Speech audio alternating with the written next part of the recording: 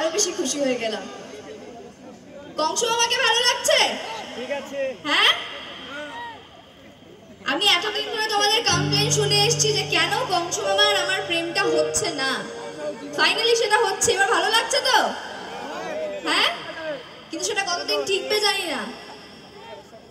টিকবে বলছো? হ্যাঁ, বড় জাস ধাপ্পাস। এত দূর যখন এসছি তোমরা আমাকে এত ভালোবাসা দিচ্ছ, একটা গান দিয়ে শুরু করবো? চলো, মঞ্চে পেয়েছি আমাদের প্রিয় অভিনেত্রী, যাকে তোমরা প্রত্যেক দিন দেখতে পাও তেঁতুল পাতাতে। আজকে